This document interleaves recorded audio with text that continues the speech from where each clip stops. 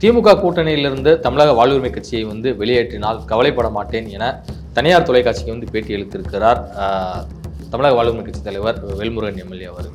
So இதெல்லாமே பார்க்கும்போது ஏதோ ஒரு அதிருப்தி நிலவர மாதிரி தானே. அதிருப்தி இருக்குன்னு நான் தான் உங்களுக்கு சொன்னேன். அதிருப்தி இருக்குன்றது உண்மை. கூட்டணி விட்டு வெளியில் வருவாரானா எனக்கு தெரியல. அவர் எங்கே போவார் இன்றைக்கி?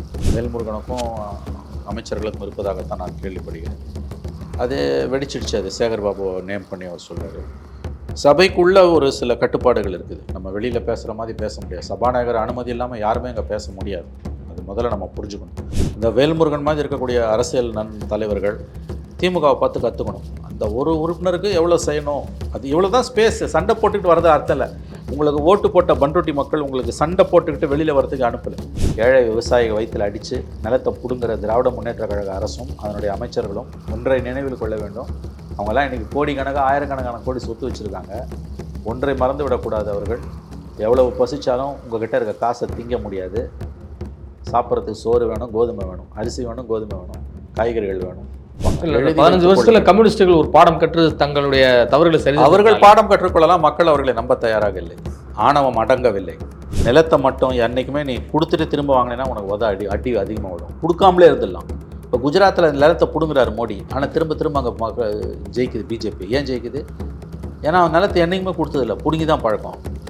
நீங்கள் கொடுத்த 77லேருந்து 2001 வரைக்கும் கொடுத்ததை பிடுங்கினேன்.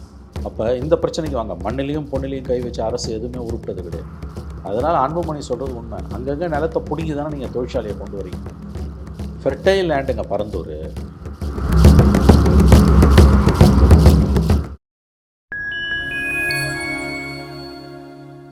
ஃபைன் டைம் மீடியா நேயர்களுக்கு வணக்கம். நான் உங்கள் சிங்.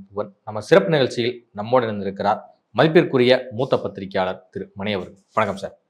தமிழக வாழ்வுரிமை கட்சி தலைவர் வேல்முருகன் அவர்கள் சட்டமன்றத்தில் பேசும்பொழுது அதிக பிரசங்கித்தரமாக பேசாதீங்க, முந்திரி கொட்ட மாதிரி எதுக்கு எடுத்தாலும் முந்திட்டு இருக்காதீங்க அப்படிங்கிற ரீதியில் அமைச்சர் சேகர்பாபு சொல்லியிருக்காரு. ஆவேசமான வேல்முருகன் அவர்கள் சபையின் நடுவே சபாநாயகர் முன்பு ஒரு கூச்சல் போட்டு இந்த விஷயத்தை பேசியே ஆகணும் அப்படிங்கிறதுல குரல் கொடுக்கும்போது அதில் ஒரு சில வார்த்தை போர்லாம் வெடித்து இருக்கிறது. வெளியே ஆக்ரோஷமாக பேசியிருக்கிறாரு செய்தியாளர் சந்திப்புலையும் வேல்முருகன். இந்த திமுக அணியில் என்ன நடக்கிறது? தமிழக வாழ்வுரிமை கட்சி வெளியேறுகிறதா? அப்படிலாம் வெளியேறும்னா நான் நம்பலை. ரெண்டாவது அது ஒரு உறுப்பினர் கட்சியாக தான் இருக்குது. Single man party. அது அவர் திமுக சிம்பிளில் நின்று தான் எம்எல்ஏ இருக்கார். இன்றைக்கி அவர் விப்பு. ஆமாம், இன்றைக்கி அந்த விப்பு இஷ்யூ பண்ணால் அவர் அதை கட்டுப்பட்டு தான் ஆகணும். திமுக கொறடா உத்தரவு போட்டால் அவர் கட்டுப்பட்டு தான் ஆகணும். ஓகே. அவருக்கு ஏதோ சில பிரச்சனைகள் இருக்குது. அதுக்கு முறையான தீர்வு அவருக்கு கிடைக்கல. அவர் வெளிப்படுத்தின முறை தவறுன்னு தான் எனக்கு தோணுது. முதலமைச்சர் ஸ்டாலின் அவர்களை பொறுத்த வரைக்கும் என்னால் ஒரு விஷயம் சொல்ல முடியும். தனிப்பட்ட எந்த உறுப்பினர் மேலேயும் நடவடிக்கை எடுங்கலாம் அவர் இது வரைக்கும் சபாநாயகரிடம் கேட்டதே கிடையாது. அந்த மாதிரிலாம் அவர் பிஹேவ் பண்ணதே கிடையாது. அவர் பெருந்தன்மையாக தான் நடந்துகிட்டு இருக்காரு. ஏதோ சில ஏற்கனவே வேறு சில பிரச்சனைகள் வேல்முருகனுக்கும் அமைச்சர்களுக்கும் இருப்பதாகத்தான் நான் கேள்விப்படுகிறேன். அது வெடிச்சிடுச்சு. அது சேகர்பாபு நேம் பண்ணி அவர் சொல்கிறார். சபைக்குள்ளே ஒரு சில கட்டுப்பாடுகள் இருக்குது. நம்ம வெளியில் பேசுகிற மாதிரி பேச முடியாது. சபாநாயகர் அனுமதி இல்லாமல் யாருமே இங்கே பேச முடியாது. அது முதல்ல நம்ம புரிஞ்சுக்கணும். அது இல்லாமல் ஒரு உறுப்பினர்கள் வைத்திருக்கக்கூடிய கட்சிகள் இன்னமும் எச்சரிக்கையாக இருக்கணும். அவங்க ரொம்ப கேர்ஃபுல்லாக இருக்கணும். ஏன்னா அவங்க ஒருத்தர் தூக்கி வெளியில் போட்டால் இன்னொருத்தருக்கு பேசுகிறதுக்கு ஆள் கிடையாது. இப்போ அண்ணா திமுகவில் ஒரு உறுப்பினர் முறைகேடாக நடக்கிறாரு, அவரை தூக்கி வெளியில் போட்டாங்கன்னா இன்னும் 60 பேர் இருப்பாங்க, 66 பேர் பேசுறதுக்கு ஆள் இருக்குது. 10 பேர் தூக்கி வெளியில் போட்டால் கூட இன்னும் 56 பேர் இருப்பாங்க. ஆனால் ஒரு உறுப்பினர் கட்சிகள் ரொம்ப எச்சரிக்கையாக இருக்கணும். அவங்களுக்கு பொறுப்புகள் கூட. இதை புரிஞ்சுக்கணும். நியாயம் என்னவாக இருந்தாலும் உள்ளே பேசுகிறதுக்கு ஒரு முறை இருக்குது. அது முறை இல்லைன்னு சபாநாயகர் உணர்றாரு அப்படின்னா நீங்கள் அதுபடி கட்டுப்பட்டு தான் ஆகணும். காரியம் பெருசாக வீரியம் பெருசானா நீங்கள் கட்டுப்பட்டு தான் ஆகணும். ரெண்டாவது, முதலமைச்சர் நான் மறுபடியும் சொல்லேன், ஸ்டாலின் அவர்கள் இந்த மாதிரிலாம் யாருக்கும் அவர் இது பண்ணது கிடையாது. இவர் மேலே நடவடிக்கை எடுங்க, அவர் மேலே நடவடிக்கை எடுங்கலாம் அவர் சொன்னதே கிடையாது. ஆகவே இது ஏதோ மிஸ் அண்டர்ஸ்டாண்டிங் நடந்திருக்குது. இது ஒன்றும் பெருசாகவும் ஒரு கூட்டணி விட்டுலாம் வெளியில் வருவாரெலாம் எனக்கு தோணலை. அப்படி நான் நினைக்கவில்லை. எலெக்ஷன் எங்கேயோ கிடக்குது, என்ன 1 வருஷம் இருக்குது. இது கூட்டணியோடு முடிச்சு போட்டு பேச வேண்டான்றதான் என்னுடைய கருத்து. திமுக கூட்டணியிலிருந்து தமிழக வாழ்வுரிமை கட்சியை வெளியேற்றினால் கவலைப்பட மாட்டேன் என தனியார் தொலைக்காட்சிக்கு பேட்டி அளித்திருக்கிறார் தமிழக வாழ்வுரிமை கட்சி தலைவர் வேல்முருகன் எம்எல்ஏ அவர்கள். ஸோ இதெல்லாமே பார்க்கும்போது ஏதோ ஒரு அதிருப்தி நிலவர மாதிரி தானே. அதிருப்தி இருக்குன்னு நான் தான் உங்களுக்கு சொன்னேன். அதிருப்தி இருக்குன்றது உண்மை. கூட்டணி விட்டு வெளியில் வருவாரானா எனக்கு தெரியல. அவர் எங்கே போவார் இன்றைக்கி? ஏடிஎம்கே அண்ணன் ஏடிஎம்கேல என்ன அவங்களுக்கு அப்படியே வெத்தலை பார்க்க வச்சு கூப்பிட்றாங்களா? அவங்க பிஎம்கேவோட இருக்காங்க. இந்த எலெக்ஷனில் ஏடிஎம்கே பிஎம்கேவோட தான் போகுது. ஓகே. வேல்முருகன் எங்கே போவாங்க? பாமக என்டி அணியில் தானே இருக்காங்க, நீங்கள் எப்படி சொல்லுங்கள்? அசம்பிளியில் இங்கே வந்துருவாங்க, அப்படி தான் நான் ஃபீல் பண்ணுறேன். ஓகே, என்னுடைய கணிப்பு அசம்பிளியில் பாமக ஏடிஎம்கே பக்கம் தான் வருன்றதான் என்னுடைய கணிப்பு. அப்படி இருக்கும்போது அவர் எப்படி வந்து இவங்களை எப்படி சேர்த்துப்பாங்க? அவங்க திமுக கூட்டணியிலிருந்து வெளியேறுவது வேல்முருகனுக்கு தான் நஷ்டம்னு எனக்கு தோணுது. அவருக்கு வேறு ஆப்ஷன்ஸ் கிடையாது. ஆனால் அது வேறு பிரச்சனைகள் அங்கே ஓடிக்கிட்டே இருக்குது. அசம்பிளி உள்ளே போய் இப்படி இந்த லெவலுக்கு எனக்கு தெரிஞ்சு அது ஒரு ஃபாரம். அது அந்த இடத்துல சில கண்ணியமான சில கட்டுப்பாடுகள் உண்டு. நீ பொதுக்கூட்டத்தில் பேசுகிற மாதிரி அங்கே பேச முடியாது. சபாநாயகர் அனுமதி இல்லாமல் அங்கே பேசவே முடியாது. எந்த சபாநாயகர், இது திமுக ஆட்சியாக இருந்தாலும் அண்ணா திமுக ஆட்சியாக இருந்தாலும், இதை புரிஞ்சுக்கோங்க. முதல்ல உறுப்பினர்களுக்கு அதான் விதி, அதுதான் விதி. இல்லைன்னா சட்டசபைக்கு போகக்கூடாது. என் இஷ்டம் போல் பேசணும்லாம் சட்டசபையில் பேச முடியாது. உங்கள் கட்சி பொதுக்கூட்டத்திலையோ இல்லை தெருவில் பொதுக்கூட்டத்தில் பேசுகிற மாதிரிலாம் நீ பேச முடியாது, யாராக இருந்தாலும். நீங்கள் நல்லா கவனிச்சிங்கன்னா அதிமுக பீரியடில் எதிர்க்கட்சி உறுப்பினர்களுக்கு பேச அனுமதி மறுக்கப்படும். மிகப்பெரிய அளவில் ஜனநாயக விரோத போக்கு ஜெயலலிதா பீரியடில் தான் நிலவுச்சு. கலைஞர் பீரியட்லையோ ஸ்டாலின் பீரியட்லையோ அந்த அளவுக்கு கிடையாது. ஆனால் அந்த பீரியடில் கூட திமுக வந்து பரிதியெல்லாம் எழுதி 91-96 ஒரு உறுப்பினர் இருக்கும்போது கூட ஜெயலலிதா அரசுக்கு எதிராக சிங்கமாக நின்னார். அந்த ஒரு உறுப்பினர் வந்து அந்த விதிக்கு உட்பட்டு எப்படி பேசணும்னு அவங்களுக்கு தெரியும். அதே மாதிரி 2001-6 ஆட்சி காலத்திலையும் 32 உறுப்பினர்கள் இருக்கும்போது அவங்க வந்து அந்த விதிக்கு உட்பட்டு பேசுவாங்க. அதே மாதிரி 11-16 ஆட்சி காலத்துலேயும் 16லேயும் 89 உறுப்பினர்கள் இருக்கும்போதும் அவங்க அந்த விதிக்கு உட்பட்டு எவ்வளோ அழகாக பேச முடியுமோ பேசுவாங்க. திமுகவை பார்த்து கற்றுக்கணும். சிறந்த எதிர்க்கட்சி திமுக, இந்தியாவிலே மிக சிறந்த எதிர்க்கட்சி திமுக. எதிர்க்கட்சியாக சிறப்பாக எப்படி செயல்பட வேண்டும் என்பதை மற்ற எதிர்க்கட்சிகள் திமுகவிடமிருந்து கற்றுக்கொள்ள வேண்டும். அந்த அவைலபிள் ஸ்பேஸில் நம்ம எப்படி பேசணும், நம்ம எப்படி செயல்படணும், அது தெரியாமல் இவர் வேல்முருகன் சண்டை போட்டுன்னு இருக்காரு. இது உதாரணம் தான் நான் சொன்னேன். இப்போ 91-96 ஒரு உறுப்பினர் தான். இன்றைக்கி வேல்முருகன் எப்படி ஒரு உறுப்பினர் கட்சி, அன்றைக்கி திமுக ஒரு உறுப்பினர் கட்சி, 2 பேரில் ஒருத்தர் மதிமுக போயிட்டார், கலைஞர் ராஜினாமா பண்ணிட்டார். கலைஞர் ராஜினாமா பண்ணிட்டார். அப்போ அந்த ஒரு உறுப்பினரை வச்சுட்டு அவங்க 91-96 கலக்கினாங்க. ஒரே உறுப்பினர் பருதி. இன்றைக்கி என்ன கதை? உங்களால் ஏன் அதை பார்த்து ஏன் கதை? அதை தான் நான் சொல்ல வரேன். சிறப்பான எதிர்க்கட்சியாக எப்படி செயல்பட வேண்டும் என்பதை ஒரு உறுப்பினர் இருந்தாலும் 30 உறுப்பினர் இருந்தாலும் 89 உறுப்பினர் இருந்தாலும் திமுகவிடமிருந்து கற்றுக்கொள்ள வேண்டும். மூத்த அரசியல்வாதி தமிழறிவணியன் சொல்கிற அந்த கருத்தை நீங்கள் ஏற்கிறீங்க? அவர் என்ன சொன்னார்? அவர் நீங்கள் சொல்கிறது அதுவும் நிறைய முறை சொல்லியிருக்காரு. திமுக எதிர்க்கட்சியாக வந்து சிறப்பாக செயல்படும், எக்ஸாக்ட் ஆளுங்கட்சியாக மாறிடுச்சுன்னா அவங்களுடைய தோரணை வேற. அதான் உண்மை. ஆளுங்கட்சியாக எவ்வளோ நன்மைகள் செய்கிறாங்க, மொத்தமாக ஒன்றும் நான் குறை சொல்லலை. அப்படி ஒன்றும் மொத்தமாக வந்து திமுக செய்கிறது எல்லாமே தப்புன்னெலாம் சத்தியமாக சொல்லலை. ஆனால் ஒரு சிறந்த எதிர்க்கட்சியாக அவங்க என்றைக்குமே செயல்படுவாங்க. இந்த வேல்முருகன் மாதிரி இருக்கக்கூடிய அரசியல் தலைவர்கள் திமுகவை பார்த்து கற்றுக்கணும். அந்த ஒரு உறுப்பினருக்கு எவ்வளோ செய்யணும், அது இவ்வளோ தான் ஸ்பேஸ். சண்டை போட்டுக்கிட்டு வரது அர்த்தம் இல்லை. உங்களுக்கு ஓட்டு போட்ட பண்ருட்டி மக்கள் உங்களுக்கு சண்டை போட்டுக்கிட்டு வெளியில் வரதுக்கு அனுப்பலை. திமுக அமைச்சர் உங்கள் பக்கம் என்ன நியாயம், 1000 நியாயம் இருக்கலாம் உங்கள் பக்கம். அங்கே உள்ள அமைச்சர்கள்கிட்ட சண்டை போட்டுக்கிட்டு அவர் மீது நடவடிக்கை எடுங்கள்னு முதலமைச்சரே சொல்கிற அளவுக்கு நிலைமையை ரசாபாசம் ஆக்கிக்கிட்டு சண்டை போட்டுக்கிட்டு வெளியில் வரதுக்கு உறுப்பினருக்கு உங்களை ஓட்டு போட்டு அனுப்பலை. அங்கே 5 நிமிஷம் தான் பேச டைம் கிடைக்குன்னா அந்த 5 நிமிஷத்தை சிறப்பாக பயன்படுத்திக்கோங்க, அவ்வளோதான். அங்கே பேச முடியாததை வெளியில் வந்து பேசுங்க, சண்டை போட்டுக்கிட்டு வெளியில் வராதிங்க. அதுக்கு எந்த அர்த்தமும் இல்லை. நேற்று முதல்வருக்கும் எதிர்க்கட்சித் தலைவர் எடப்பாடி பழனிசாமி அவர்களுக்கும் சட்டமன்றத்தில் வார்த்தை போர் நிகழ்ந்ததை வந்து பார்த்தோம். அப்புறமேலு பேசிகிட்டு இருக்கும்போது அதிகமாக கொலை குற்றங்கள் நடக்கக்கூடிய ஆட்சியாக திமுக ஆட்சி வந்து இருக்குது, என்ன நடக்குது, சட்டம் ஒழுங்கு எல்லாமே வந்து சும்மா கைகட்டி வேடிக்கை பார்க்குது அப்படிங்கிறலாம் கேள்வி எழுப்பியிருந்தார் எடப்பாடி பழனிசாமி அவர்கள். உங்கள் ஆட்சி மாதிரிலாம் எங்கள் ஆட்சி இல்லை அப்படின்னு சொல்லிட்டு இவரும் கடுமையாக பேச ஆரம்பிச்சிருக்காரு முதல்வர். இந்த ஒரு மோதல் போக்கு ஆரோக்கியமானதா? இதில் ஒன்றும் தப்பு இல்லை. சண்டை போட்டுக்கிறது விவாதங்களுக்கு தான் சட்டசபை இருக்குது. ஜெயலலிதா பீரியடில் அந்த அம்மா என்ன பேசுனாங்களோ அது அப்படியே இன்றைக்கி ஸ்டாலின் பேசுகிறாரு. அதிகாரத்தில் இருக்கும்போது அதிமுக என்ன பேசுச்சோ அது இன்றைக்கி திமுக பேசுது. அது அதிகாரத்தில் இருக்கும்போது என்ன அதிமுக பேசுச்சோ அது இன்றைக்கி எதிர்க்கட்சியாக எடப்பாடி பேசுகிறார். ஆகவே சபை நடக்குது, பேச அனுமதி கொடுக்குறாங்க, சில விமர்சனங்கள் இருந்தாலும் இது ஆரோக்கியமான சட்டசபை தான். இதில் ஒன்றும் பிரச்சனை இருக்குதா எனக்கு தெரியல. நெல்லையில் ஓய்வு பெற்ற எஸ்ஐ ஜாகிர் ஹுசேன் கொலை வழக்கு என்பது தமிழ்நாடு முழுக்க பெரும் பரபரப்பை ஏற்படுத்தியிருக்கு. ஒரு ஓய்வு பெற்ற சப் இன்ஸ்பெக்டருக்கே வந்து பாதுகாப்பற்ற ஒரு நிலை இருக்குதா அப்படிங்கிற கேள்வியை வந்து பலரும் வந்து எழுப்பியிருக்காங்க. உங்களுடைய கருத்து என்ன சார்? இது ரொம்ப சீரியஸான இஷ்யூ. ஓய்வு பெற்ற ஒரு அதிகாரி அவர் 2 வாரங்களுக்கு முன்னால் தான் வீடியோ போடுறாரு, உயிருக்கு ஆபத்து இருக்குது, என்னை எப்படியும் போட்டுருவானுங்கன்னு அவரே சொல்கிறாரு. கம்ப்ளைண்ட்டு கொடுத்துருக்காரு, கீழேருந்து மேலே வரைக்கும் கம்ப்ளைண்ட் கொடுத்துருக்காரு. அதை மீறி அது இது போயிருக்குன்னா, உயிர் போயிருக்குன்னா கண்டிப்பாக சம்மந்தப்பட்ட காவல்துறை அதிகாரிகள் வந்து அவர்கள் தான் பொறுப்பு. ஏன்னா இது தனி மனித கொலையாக இருந்தாலும் வீடியோ போடுறாரு, இவ்வளோ பிரச்சனை இருக்குது. அது வக்ஃப் லேண்டை ஆட்டே போட்டானுங்க, லேண்ட் கிராப் பிரச்சனை. அது முதலமைச்சர் இது தவறாக சொல்கிறார், தனி மனித பிரச்சனை கிடையாது. லேண்ட் கிராப் வக்ஃப் ப்ராப்பர்ட்டின்றது பப்ளிக் ப்ராப்பர்ட்டி. அதை போட்டு கொள்ளையடிச்சிருக்கான். அதை கொலை குற்றம் சாட்டப்பட்டவரும் ஒரு இஸ்லாமியர் தான். அப்போ அவர் கம்ப்ளைண்ட் கொடுத்தும் எஸ்ஐக்கு லோக்கல் போலீஸில் டிஎஸ்பி ஆஃபீஸில் எல்லாருக்கும் கம்ப்ளைண்ட் கொடுத்தும் ஒரு ஆக்ஷன் எடுக்கலைன்னா அப்புறம் எதுக்கு? இன்றைக்கி ஒரு இன்ஸ்பெக்டரையும் ஒரு ஏசியையும் சஸ்பென்ஷனில் போட்டிருக்காங்க. எஸ்பி லெவலில் சஸ்பெண்ட் பண்ணுங்க, சம்மந்தப்பட்ட எஸ்பியை சஸ்பெண்ட் பண்ணணும். அப்போ தான் புத்தி வரும் இவங்களுக்கு.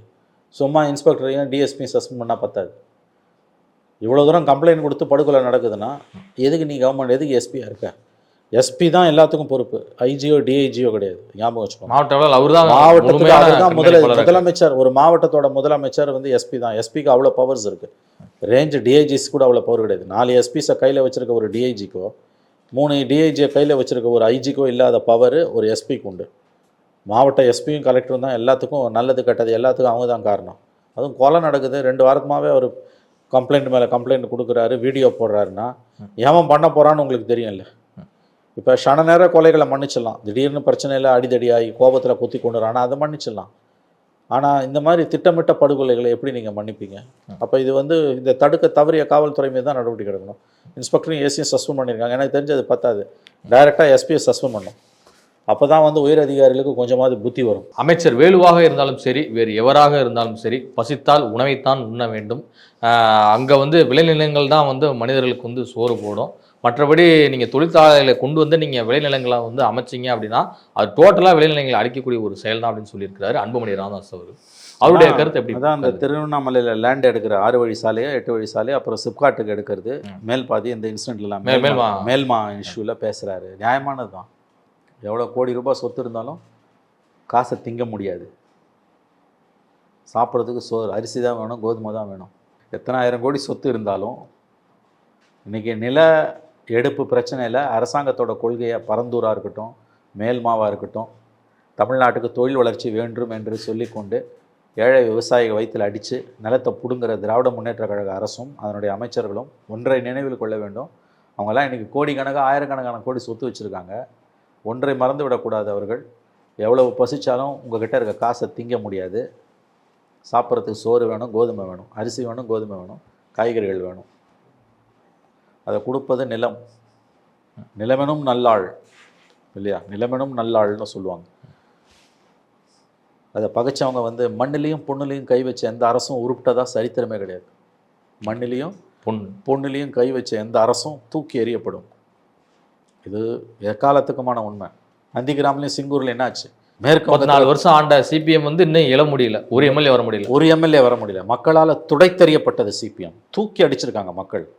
1000 வியாகியானம் பேசலாம், 1000 கூட்டம் நடத்தலாம். இன்றைக்கி தமிழ்நாட்டில், இந்தியாவில், மேற்கு வங்கத்தில் துடைத்தெறியப்பட்டது. இப்போ தமிழ்நாட்டில் துடைத்தெறிஞ்சால் ஒன்றும் ஆச்சரியம் இல்லை. நீ என்றைக்குமே இங்கே பவரில் இருந்ததில்ல.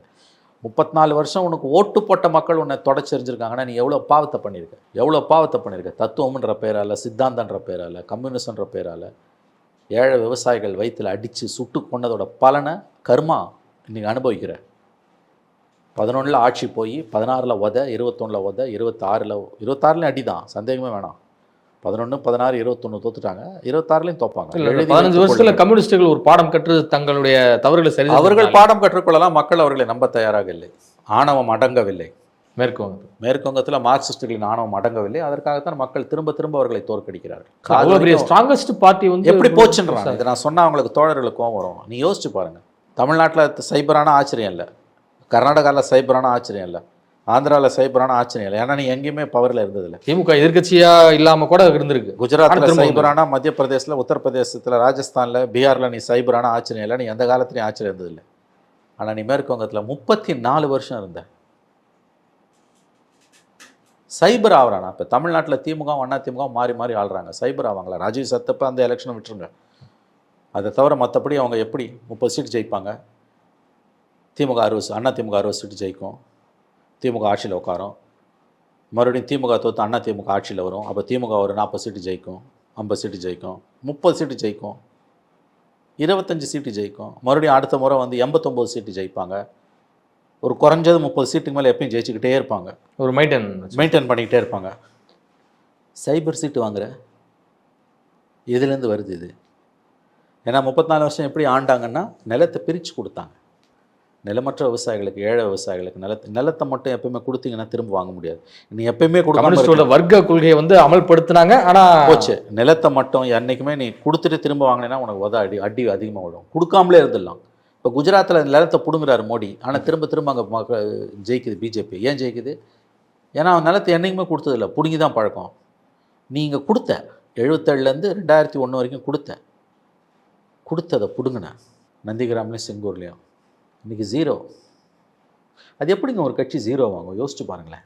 34 வருஷம் ஆண்டுட்டு அதுக்கப்புறம் ஜீரோ எப்படி ஆகும்? ஒரு எதிர்கட்சி அந்தஸ்தோட மெயின்டைன் பண்ணியிருக்கலாம். மெயின்டைன் அதான் நான் திமுக அண்ணா திமுக உதாரணம் சொன்னேன். எவ்வளவு தோல்விகளை படுதோல்வியை சந்தித்தாலும் திமுக ஒரு 30 சீட் ஜெயிக்கும், 25% ஓட்டு வச்சுருக்கும். எப்படி ஜீரோ வாங்கும்? அவ்வளோ வாய்க்கிழிய பேசுகிற மார்க்சிஸ்டுகள் இன்னமும் கைரிக்ஷா இருக்க மாநிலங்க அது. 71 கலைஞர் ஒழிச்சிட்டார். அதை கைரிக்ஷாவை அனுமதிக்கிற ஒரு ஒரு மாநிலம் கம்யூனிஸ்ட்னு பேசிக்கிறது வெக்கமா இல்லை உங்களுக்கு? கைரிக்ஷா மனிதனை எடுக்கிற கொடுமைங்க இது. அதை ஒழிக்க முடியாததுனால எவ்வளோ பேர் இருப்பான்? அவனுக்கு ரிக்ஷா வாங்கி கொடுக்க முடியாது, மோட்டர் பொறுத்தவங்க ரிக்ஷா கொடுக்க முடியாது. எத்தனை பேர் இருக்க போகிறான் கை ரிக்ஷா? யோசிச்சு பாருங்கள். லட்சக்கணக்கில் இருக்க போகிறான் கிடையாது, சில ஆயிரம் இருப்பான், சில ஆயிரம் தான் இருப்பான் இல்லையா? அவனுக்கு மாற்று வழி கொடுக்க முடியாது. ரிக்ஷாவே ஒழிச்சிட்டான்ல, ஆட்டோ கொடுக்க முடியாது அவனுக்கு. இன்னைக்கு ரிக்ஷா எங்கேயுமே கிடையாது. அது எப்படிங்க ஒரு மாநிலத்தில் இன்னமும் கை ரிக்ஷா இருக்குது? 34 வருஷம் நீ ஆண்டு கீழ்ச்சா வரைக்கும் அங்கே இருக்கணும்னு என்னத்து கீழ்ச்சேன்? மேற்கு வங்கத்தில் நீ செஞ்சன்றது அத்தனையும் பிம்பம். அது ஒரு வெங்காய வளர்ச்சியும் கிடையாது உனக்கு. சொல்லுவாங்கல்ல, திரிபுராலே 23 வருஷம். கல்கட்டா ஏர்போர்ட்லேருந்து நீ வெளியில் டாக்ஸியில் போகிறேன்னா கல்கத்தாக்குள்ளே போகாமல் வெளியில் போகிறீங்க, அவுட்டருக்கு போகிறீங்கன்னா நீங்கள் 47க்கு முன்னால் இருக்கீங்களா பின்னால் இருக்கீங்களான்னு தெரியாது. அந்த அளவுக்கு வறுமை கூத்தாடும். ஜோதிபாஸ் ஆட்சியின் சாதனை இது. ஒரு கை ரிக்ஷா ஒழிக்க துப்பு இல்லை, பேச்சு எதுக்கு உனக்கு? காது வரைக்கும் வாய் கிழியறதுக்கு. ஆனால் இது எல்லாத்தையும் நீ சொன்னீங்கன்னா நீ சங்கின்வான். இப்போ இந்த விமர்சனத்தை நம்ம முன்வைக்கிறோம்ல, ஆதாரபூர்வமாக முன்வைக்கிறோம். இது ஒன்றும் தனி மனித தாக்குதல் எதுவுமே கிடையாது. ஏன் கோவம் வருது உங்களுக்கு கம்யூனிஸ்ட்டுகளுக்கு? இல்லை, கம்யூனிஸ்ட்டுகள் விமர்சனங்களை ஏற்றுக்கிறவங்களா? அதெல்லாம் வெளியில் அந்த காலத்து கம்யூனிஸ்ட்டு. இப்போ இருக்க கம்யூனிஸ்ட்டுக்கு காது வரைக்கும் வாய் கிழியுது, கோவம் கொப்பளிக்குது இல்லை? திமுக விட கேவலமாக விமர்சிக்கிறான்ல கம்யூனிஸ்ட்டை விமர்சிக்கிறவனை. என்னத்தை செஞ்சு கீழ்ச்சிங்க 34 வருஷத்தில் மேற்கு வங்கத்தில் சைபர் சீட்டு வாங்கிட்டு. தமிழ்நாட்டில் எவ்வளோ பர்சன்டேஜ் உங்களுக்கு ஓட்டு? 1% கீழே. பொதுவெளி கூட இல்லை. ஆமாம், பொதுவெளியில் உங்களுக்கு கிடைக்கிற முக்கியத்துவம் என்ன? தொலைக்காட்சி வாதங்களில் உங்களுக்கு கிடைக்கிற ரெப்ரசன்டேஷன் என்ன? 8% ஓட்டு வாங்கின சீமானுக்கு இல்லாத ரெப்ரசன்டேஷனு, உங்களை மாதிரி 800 மடங்கு அதிகம் வாக்குவங்க வச்சுருக்கேன் உனக்கு கொடுக்காத ரெப்ரசன்டேஷனை, ஸ்பேஸை மீடியா உங்களுக்கு கொடுக்குது. ஏன் கொடுக்குது? நீங்கள் திமுக கொத்தடிமையாக இருக்காங்க, அதனால் கொடுக்குது, இல்லாட்டி கொடுக்காது. அப்போ இந்த பிரச்சனைக்கு வாங்க. மண்ணிலையும் பொண்ணிலையும் கை வச்ச அரசு எதுவுமே உருப்பிட்டது கிடையாது. அதனால் அன்புமணி சொல்கிறது உண்மை. அங்கங்கே நிலத்தை பிடிங்கி தானே நீங்கள் தொழிற்சாலையை கொண்டு வரீங்க. ஃபெர்டைல் லேண்டுங்க பரந்தூர். அந்த நிலம்லாம் இனிமேல் எந்த காலத்தில் உங்களுக்கு கிடைக்கும்? போக விளையிற பூமி சிட்டி பக்கத்தில். எவனாவது அதில் போய் ஏர்போர்ட்டு கட்டுவானா? ரத்தம் கொதிக்கல உங்களுக்கு, கண்ணில் தண்ணி வரல. அந்த இடத்த பார்க்கும்போதே உங்களுக்கு அவ்வளோ அழகாக இருக்குல்ல. அங்கே ஏன்டா போய் ஏர்போர்ட்டு கட்டுறீங்க? வேறு இடமே இல்லை உங்களுக்கு. சுற்றுப்புற சூழல் பேரழிவு, சென்னை பெருமழை வெள்ளம் 2015 மாதிரி வந்துன்னா நாசம் ஆகும், சர்வநாசம். நீர்நிலைகள் எல்லாம் அழிக்கிறீங்க. அங்கே போய் மதுரையில் டங்ஸ்டனுக்கு எதிர்த்தீங்கல்ல. இப்போ டங்ஸ்டனுக்கு ஒரு நியாயம், பரந்தூருக்கு ஒரு நியாயமா? டங்ஸ்டனுக்கு ஒரு நியாயம், பரந்தூருக்கு ஒரு நியாயமா? எந்த விதத்தில் நியாயம் அது? அப்போ அன்புமணி சொல்கிறது கரெக்டு. மந்திரிக்கு எவ்வளோ தான் பணம் இருந்தாலும் பணத்தை வச்சு திங்க முடியாது. சோறு வேணும், அதுக்கு நிலம் வேணும். இதையாவது மனசில் வச்சுக்கணும். பஞ்சமி நில மீட்பு போராட்டத்தை முன்னெடுத்திருக்கு நாம் தமிழர் கட்சி. இந்த முன்னெடுப்பு தமிழ்நாட்டு அரசியலில் ஒரு பெரும் தாக்கத்தை ஏற்படுத்துமா? அது ஏற்படுத்தினா நல்லா இருக்கும். ஆனால் அதில் பல சிக்கல்கள் இருக்குது. ஏன்னா பஞ்சமி நிலம் பலரும் இதை இன்றைக்கி ஆக்கிரமிச்சிருக்காங்க, பல கட்சிகளும். இந்த கட்சி அந்த கட்சின்னு இல்லை. குறிப்பாக ஆளும் தரப்பில் இருக்கக்கூடியவங்க திமுக, அண்ணா திமுக, ஈவன் காங்கிரஸ், செல்வாக்கு மிக்கவர்கள் எல்லாருமே பஞ்சமி நிலங்களை ஆக்கிரமிச்சிருக்காங்க.